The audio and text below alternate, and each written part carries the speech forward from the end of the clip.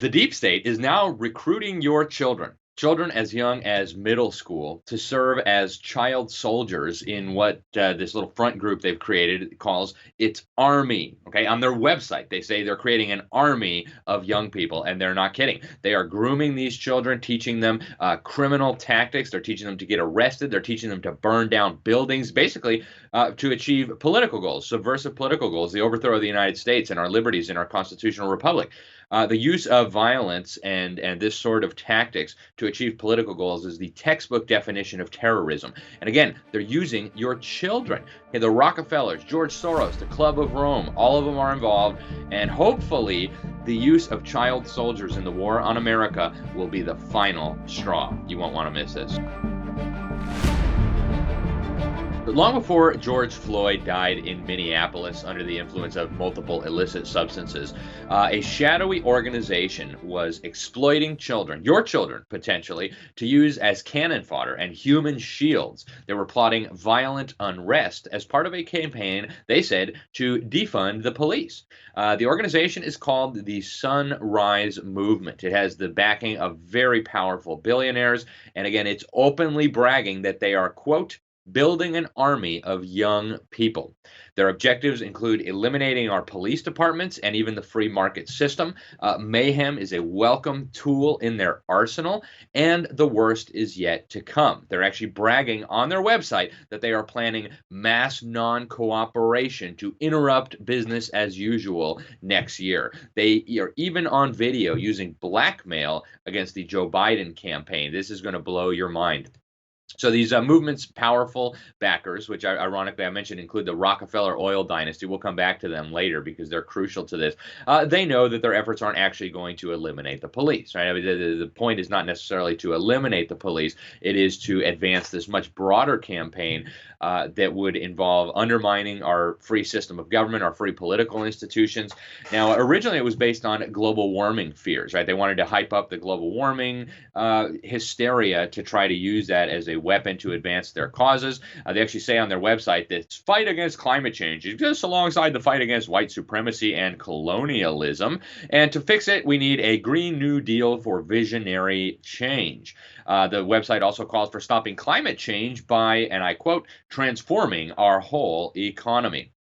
Now, the reason they are able to recruit so many young children, and again, they're going down to middle school, they're getting 12, 13, 14-year-old kids involved in this, is because the public school system is dumbing them down and brainwashing them.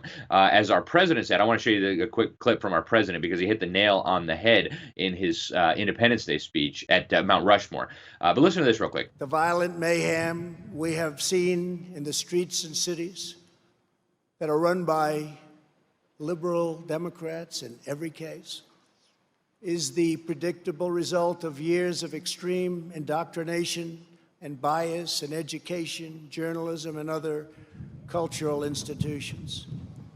Against every law of society and nature, our children are taught in school to hate their own country and to believe that the men and women who built it were not heroes, but that were villains. So the schools are dumbing down and indoctrinating the children to hate their own country, and then in comes the Sunrise Movement to weaponize them and dupe them into becoming child soldiers in the war against their own families, their own freedoms, their own country. I'm going to show you just some clips from here of what they're doing. I mean, they are being brainwashed, almost in a cult-like fashion, and they're being taught to hate their country, our civilization, private property, their families, and much more.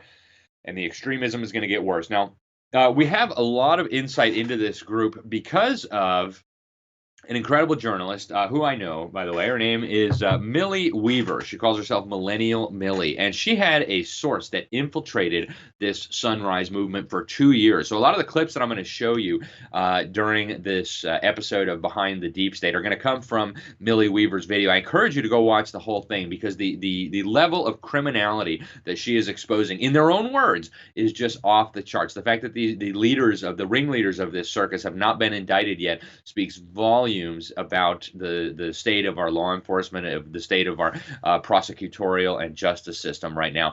But I want to show you just some clips like this. Listen to this clip here of Sunrise organizer Abby Leedy in a Zoom call brainwashing little children on how they should dismantle patriarchy, transphobia, capitalism, and all the rest of it, talking about escalations. Check this out. Instead of studying in a classroom, we're building an army of young people across the country starting right now. So we'll be thousands strong by the time the election arrives. They are calling on children to help escalate the mayhem. These escalations, these actions can be really, really dangerous for a lot of folks. There's a lot of, especially I think with escalated actions, often police are involved, or there's there could be nasty onlookers, or you're doing an action in DC and there's a bunch of really evil MAGA teens over in the corner. Another one of the adult organizers of this army of children is Sarah Abbott, and she's got the shaved head, this half-shaved head, talking about the military-style tactics that they are using in the war on our society. Watch this video. What we are seeing is not just chaos. We're actually seeing resistance and organizing. And what we know is that uprisings, including actions like burning buildings, are legitimate and powerful forms of resistance, and are resisting brutal and violent and dehumanizing systems like white supremacy. And that property is something that can be recovered. Did you catch that? Burning buildings is a legitimate and powerful form of resistance. People die when buildings are burned. People's life savings go up in flames. This is terrorism, okay? Somebody actually died during the looting and the violence when they burned down one of these buildings. This is potentially murder that they are training these children to do. And yet they're being told that it's a legitimate and powerful form of resistance, okay? These adults are training these children. They're weaponizing them to unleash violence, chaos, property damage, and other criminal activity. This is literally the textbook definition of terrorism. They're turning your children into little terrorists. Now let's go on here. In that same video, Abbott, who incidentally is a proud proponent of racial segregation, true story, she explained that there was a lot of organizing that went into what we saw in Minneapolis. You know, we all thought, oh, it's just spontaneous. People are just mad about police brutality. Nothing could be further from the truth. Listen to this clip of Abbott talking about what went into making this happen. So Black organizers and multiracial groups of organizers in Minneapolis have been building power in the city for years now. And part of what they've been able to do with that power is to bring a lot of the city on their side. So the goal of all this, Abbott said, before dismissing the children off into their racially segregated breakout groups, right? She said white children will go to one group and black children will go to another group. I mean, unbelievable, is to abolish the police. These are organizations that have built strength and power over the past 6 years of the Black Lives Matter movement in Minneapolis, running strategic campaigns to defund the Minneapolis Police Department, oriented around a vision of the abolition of police. So the idea that we're actually fighting for a world without police. And these campaigns that folks are running are strategic and they're winnable. And we can make huge gains toward it in moments of uprisings like these. Okay, another Sunrise leader, her name is Ashley Green. She's a lesbian activist, and she actually celebrates the burning of taxpayer property and the violent attacks on our law enforcement. Check out this clip. Last night, when that police station went up in flames, me and my girlfriend, we poured shots. We were happy. It was a celebration in this house. Multiple police stations in Democrat-ran areas were set on fire and destroyed. So obviously, the burning of the 3rd Precinct police station in Minneapolis was orchestrated. These Sunrise people were very, very pleased. And of course, it was only made possible thanks to the fringe left-wing mayor and the fringe left-wing governor who ordered police to stand down while their police station was being attacked and burned. So this is being orchestrated, guys, from the highest levels, right? You have the child of the governor of Minnesota tweeting out information on where the police and where the National Guard were going to be to Antifa and to the terrorists running around on the streets. This is orchestrated, guys, from the highest levels. Then you have the public officials allowing it all to happen, handcuffing our police, demonizing our police as if they were the bad guys, as their police station is getting burned down, as minority business owners are having their life savings, their entire life burnt up in flames. I mean, this is unbelievable, guys. Now, I want to get a little bit into the background of this group because it wasn't always obsessed with the police. Before the police hysteria, it was actually primarily focused on environmental stuff, and it largely still is. They kind of just glommed onto this police issue. But some of the background: this group was founded in 2013 by a far left-wing environmental activist called Michael Dorsey. Now, he's served in some relatively minor positions in the Obama administration and in the Clinton administration, promoting this environmental hysteria. But more importantly, he's a member of the very, very powerful Club of Rome. Now, if you haven't heard of the Club of Rome, that's because you've been watching too much fake media and you haven't been reading the New American enough. But the Club of Rome is an incredibly powerful organization. People involved include high-ranking members of the Communist Chinese Party, the former dictator of the Soviet Union, Mikhail Gorbachev, a bunch of Western globalist elites like Al Gore. These are the people who are involved in the Club of Rome. It's a very elite organization dedicated to promoting this environmental extremism as a means to an end, which of course is breaking down individual liberty, breaking down the economy and the free market, and moving us toward a centrally planned system, which of course Mikhail Gorbachev has always been very proud of. Now, in 1991, they really let the cat out of the bag. They came out with this report called The First Global Revolution. And yes, that's their term, not mine, revolution. And in this report, they decided that the real enemy of the planet is, and I quote, humanity itself. Okay? The real enemy is humanity. So you are the enemy. You got that? So with that background in mind, it really should not be surprising that one of Sunrise's top objectives is the passage of the Green New Deal. Now, this ridiculous thing was actually introduced in Congress, unveiled by Alexandra, they call her Occasional Cortex. I think her real name is Ocasio-Cortez, far-left communist Democrat from New York. And it's really interesting. I want to show you a clip from the co-founder of Greenpeace, Dr. Patrick Moore. I was up in Canada when all this craziness was happening. And so I asked Dr. Moore, wonderful man. He's hardcore environmentalist, just loves tree hugger to the max. But I asked him about this Green New Deal. Listen to what he told me. Well, it's a recipe for mass suicide. It's just quite amazing that someone that is in government, actually elected to the government of the United States of America, would propose that we eliminate all fossil fuels in 12 years. This would basically result, if we did it on a global level, it would result in the decimation of the human population from 7-odd billion down to who knows how few people. I mean, it would basically begin a process of cannibalization amongst the human species because the food could not be delivered to the stores in the middle of the cities anymore.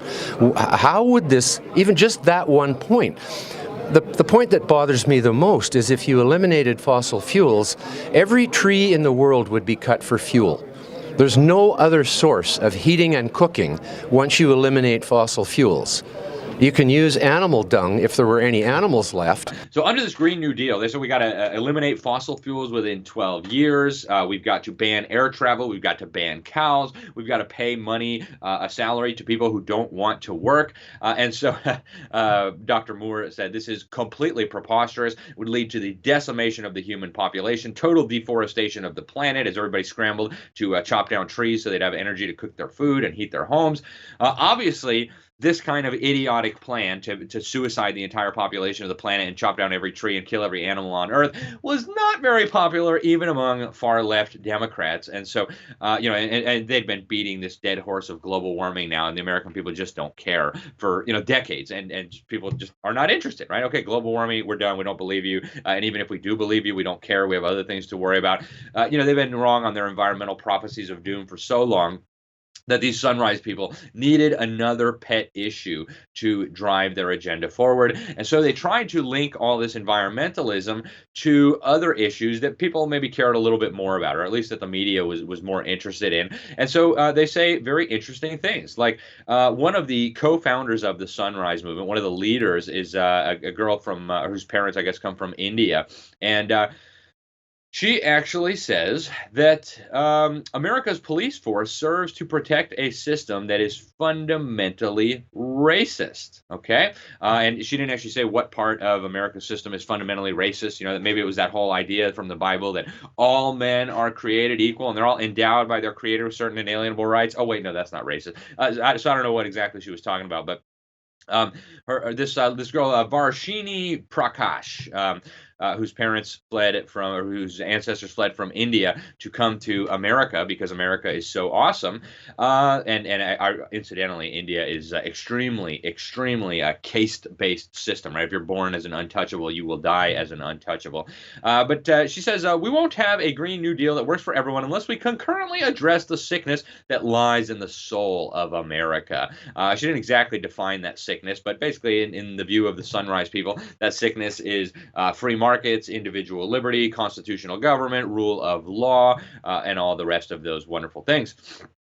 Now, she actually recently got selected to serve on the Joe Biden-Bernie Sanders Climate Change Task Force with Alexandra Ocasio-Cortez and other socialist and anti-American extremists. She said in a statement that she was honored to stand alongside Bernie Sanders, who, by the way, is an open socialist. And she's humbled that Bernie endorsed her to carry on the fight for this agenda. I call Bernie Sanders the Bolshevik Bernie because, of course, he went to go celebrate his honeymoon in the Soviet Union. Who does that, right?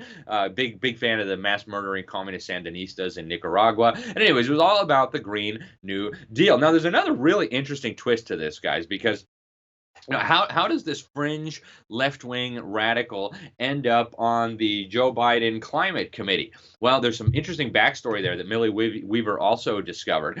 Turns out one of the communications people for Sunrise Movement was faced sexual improprieties, shall we say, from Joe Biden during an event that happened some years ago. He kind of like stuck his face right in front of hers, and she thought he was going to like kiss her or something, and she was really uncomfortable and viewed this as kind of sexual harassment. And so they had a meeting, these Sunrise people, and they said, how do we leverage this dirt on Joe Biden to get into some prominent positions on the campaign? Now, in legal speak, this is called blackmail, and it's a crime. Whether that is how Varshini Prakash got on Biden's climate task force, I guess we'll never know for sure unless some prosecutor looks into this.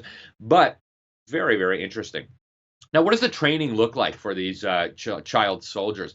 Well, they have been teaching them to, quote, exploit trigger events that they can use to advance their movement. And they have all kinds of documents about this, these trigger events. And Floyd's death at the hands of a police officer in Minneapolis was just such a trigger event. And so in cooperation with Black Lives Matter and Antifa, swung into action. They've got hundreds of these Sunrise Movement chapters all across America. Minneapolis is one of their big hubs, and they swung into action after this death because it was a perfect trigger event. They had been very well trained by a place called the Momentum Institute. Now, if you're not familiar with the Momentum Institute, they claim they incubate these radical left-wing movements. It's based on the philosophy of a very, very bizarre man named Saul Alinsky. Now, if you don't know Saul Alinsky, he wrote Rules for Radicals. It was basically a how-to manual. How do you stir up grievances? How do you build movements so that you go out and accomplish your political goals?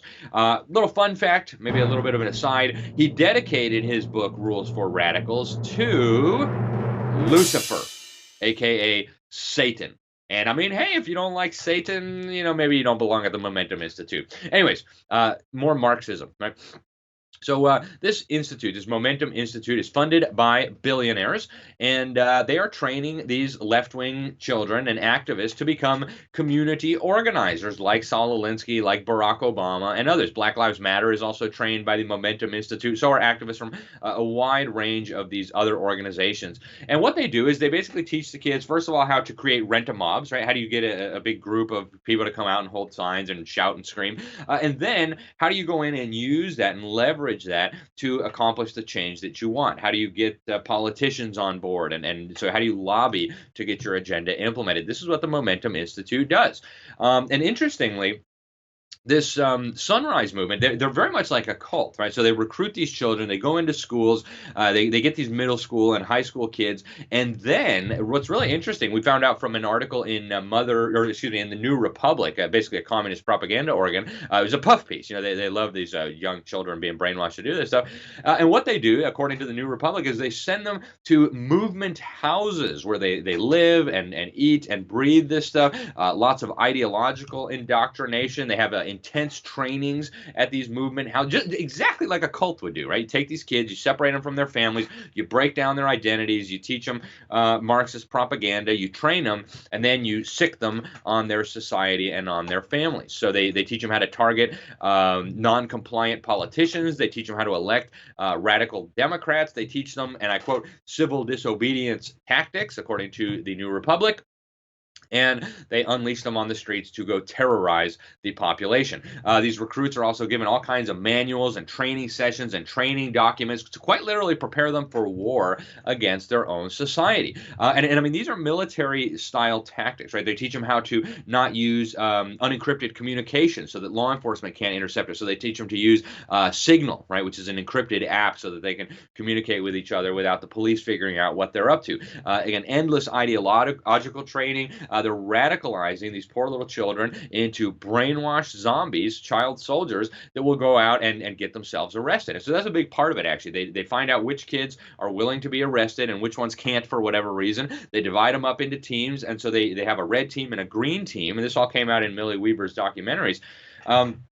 And so one of the teams is the team that's supposed to get arrested. The other team doesn't. So all the kids go together. They protest. They march. They complain. They try to get.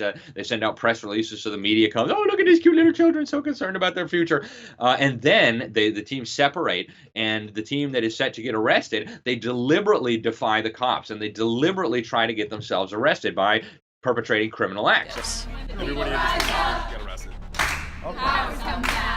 And the reason they do this, they're trained, is because this makes for good television. This makes for good public relations, right? They try to get this on camera so that it makes the police look like the bad guys and these heroic young children. I mean, this is exactly the same stuff communists have been using in our country for generations. They try to make the police, the man, look like the bad guy, while these poor heroic young kids are just fighting for green policies and whatever nonsense. So the media comes in, they make this big spectacle, and then gullible people who watch the fake news, they see that it's highly orchestrated. Oh, look, the police are oppressing those poor children who just want to save us from global warming. Now, one of the really interesting things that came out in Millie's documentary is that some of the leaders of this operation recognized how illegal this was. Somebody who goes by the name of Rose is quoted in these documents saying, this might be child endangerment. We should probably get some legal advice before continuing with this. By the way, child endangerment is a serious crime, and so they thought they ought to consult with lawyers before continuing to use children as human shields and as terrorists in this war on America. Now, the training is bad enough. Now, I want to look at the funding and what's going on behind the scenes here. So we talked about the Club of Rome, absolutely instrumental in creating this operation, but it takes a lot of money to do this, right? It actually takes millions and millions of dollars. Millions of dollars have gone through this Sunrise Movement to accomplish these things. So it actually started with help from the Sierra Club. Incredibly powerful pseudo-environmentalist group. The U.S. Senate, some years ago, actually released an incredibly interesting report about the Green Movement, and they showed that this was really a front for a bunch of billionaires who were hoping to increase their profits, shut down their competition, and so they were funding all these AstroTurf environmental groups that would weaponize the federal bureaucracy, take over the EPA, and basically saddle their small competitors with never-ending regulations and increase their profits. Obviously, the Rockefellers are huge in this. So the Sierra Club is part of this network, and obviously it's funded by billionaires like George Soros. And I mean, if you don't believe that George Soros cares about the environment and black people, what's wrong with you, right? The same guy who said he felt no guilt, incidentally, about helping the Nazis steal property from Jews during World War II. True story, by the way. We showed you the clip last week. Now, George Soros funds these different shadowy groups like the Democracy PAC and the Democracy Alliance. And so this money then gets pumped into these fake environmental groups that try to undermine free markets, undermine private property, and so on. Another one of the big financiers of all this is Tom Steyer, this pseudo-environmentalist billionaire out of California who hates American coal, True story. While he's pushing for subsidies for his green energy investments in America. Meanwhile, the dude is all invested in coal in China. So apparently Chinese coal is okay. That's not bad for the environment. But American coal that supports American jobs and the American power grid, that's evil. But Chinese coal, that's all good. No worries, right?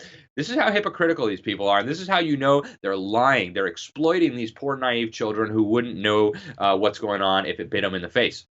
Now, another interesting fun fact is that Sunrise headquarters, according to its tax forms, are at the Washington, D.C. office of the Climate Action Network on F Street in Washington, D.C. Now, we reported from Madrid last year during the UN COP25 that the Climate Action Network is actually their primary funder is the Sea Change Foundation. Now, a very interesting congressional investigation found out that the Sea Change Foundation is funded in part by a shadowy shell corporation based in Bermuda. And it turns out that shell corporation, it's called Klein Limited, is being funded by the Kremlin and the state-owned Russian energy interests. So you want real Russia collusion? Here it is, folks. But of course, the fake media is not interested at all. We actually asked the Russians about this and we asked the Climate Action Network about this while we were in Madrid. But you don't think it's true that the Kremlin was sending money to environmental groups in America?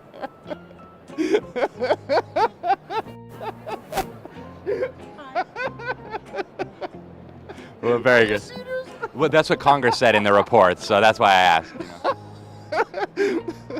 Congress probably thinks that's funny too. I'm curious, does anybody have a comment? Is Russian energy funding this whole demonstration?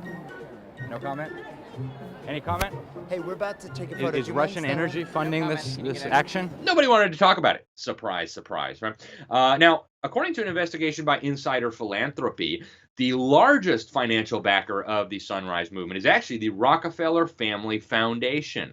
They fund all kinds of other far-left organizations as well. Just to give you some insight into this family, right? Obviously, they're the oil dynasty, and they're still heavily invested in oil. But the longtime family patriarch of this dynasty, David Rockefeller, who just went to go meet his maker very recently, he wrote in the New York Times in 1973 that, and I quote, "The social experiment under Chairman Mao's leadership is one of the most important and successful in human history." Okay, yeah, they massacred 50 to 80 million people, but yeah, I mean, that was so successful. That was just awesome. In fact, George Soros says they have a better functioning government than the United States, and they should own the New World Order, right? David Rockefeller also boasted in his memoirs, true story, it's on page 405, it's called Memoirs. He boasted about conspiring, is his word, with a secret cabal, again, his words, against the best interest of the United States, again, his words, to build a one world political and economic order. Again, these are all his words. These people are bragging in your face about what they're doing. So why are the Rockefellers funding the Sunrise Movement? Is it because they care about global warming? Is it because they care about racism? Oh, give me a break. Now, let's just touch on the racism thing real quick, and we've talked about this before, these racist billionaires funding the anti-racist movement. The Rockefeller dynasty was probably one of the largest financiers of racism in all of human history. Okay, they made their fortune in oil, and then they put that fortune in all these tax-exempt foundations where they could use them to make more fortune and brainwash our children. And one of the other things that they were really heavy into financing was racism and pseudoscientific research, claiming that racism was scientific and good. In fact, the Rockefeller Foundation helped fund the National Socialist, aka the Nazi eugenics program in Germany. They also, fun fact, bankrolled Nazi Auschwitz Dr. Joseph Mengele and some of his disgusting experiments. That's according to historian Edwin Black. Okay, do you think these people really care about Black lives? Do you think these people really care about the environment or global warming? Don't be a fool, folks. Don't be a fool. Why would these oil-rich foundations that made their money in the capitalist system, who have a long history of supporting racism, support the Sunrise Movement and other Marxist groups? Well, we know the answer, right? Go watch our episode that we did on Deep State Insider Spills the Beans, okay? Georgetown University historian Carol Quigley, Bill Clinton's mentor, talks about it all in his book, Tragedy and Hope, that you see right behind me. He said in his book in 1966, there does exist and has existed for a generation an international Anglophile network which operates to some extent in the way the radical right believes the communists act. In fact, this network, which we may identify as the Round Table groups, has no aversion to cooperating with the communists or any other groups, and frequently does so. Okay? Frequently does so. So the deep state identified by this book, Tragedy and Hope, frequently cooperates with the communists. In fact, we know from another book right behind me that we've talked about many times on this show, Wall Street and the Bolshevik Revolution, that the deep state even financed the enslavement of Russia, the Bolshevik anti-Russian revolution. Okay, their goal, according to Tragedy and Hope, and by the way, this Georgetown professor agreed with their goals, was to create, and he said he did, a global feudalistic control system, a one-world political and economic order where these people, the deep state, would be running it, and we would all be the serfs. Okay, the same tactics that they funded in Russia, it's the same tactics we're seeing here, except now they are recruiting your children to wage war on you and your society. Now, America is obviously a much stronger and much more resilient society than early 1900s Russia, right? So it takes a lot more to bring down our country. And we don't have a czar, who's kind of unpopular. So it's much more difficult to have a communist revolution in America, where people are as prosperous as any people have ever been in human history, where we've got freedom, where we've got, family. Why would people want to revolt here? So it takes a lot more effort to do what they did in Russia here in America. But they are trying their darndest. And the people who are being harmed the most are the same people they claim to want to help, right? Did you see all those riots that these Sunrise people were involved in? Did you see how many minority-owned businesses they burned to the ground? Did you see how many people have died as a result of this? Did you see the black police officers who've been killed? You've seen these goofy white kids with the purple hair shrieking at black police officers that they're racist. I mean, you can't even make this stuff up. It's absolutely insane, and yet it is happening in our cities as a result of these deep state billionaires and their front groups like the Sunrise Movement and their cohorts in government like Minnesota Attorney General Keith Ellison, Chicago Mayor Lori Lightfoot. So these criminals know they have nothing to fear, right? The law's not going to come after them. Hey, they're friends with the guys who run the legal system. Give me a break. That's not going to happen, right? So I'll say it again. Hopefully, recruiting child soldiers for this war on America will be the last straw, folks. We can't let these people keep doing this. I'm Alex Newman. This is Behind the Deep State. Thank you so much for watching. Make sure you like, share, subscribe. Get this out there, folks. Get this out there. This information is crucial. Go watch Millie Weaver's documentaries, Part 1 and Part 2, Undercover Investigation into the Sunrise Movement. Thanks again, and God bless you all.